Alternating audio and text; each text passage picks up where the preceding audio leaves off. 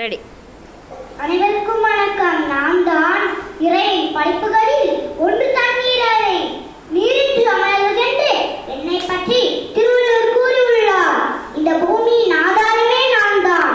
நான் இல்லாமல் எந்த மனிதர்களாகவும் நாட்களுக்குமே உயிர் வாழ முடியாது.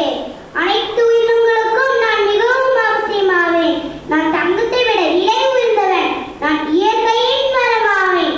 நீர்நிலைகளில் கழிவுகளை கொட்டாமல் என்னை தூய்மையாக வைத்திருங்கள். வரவி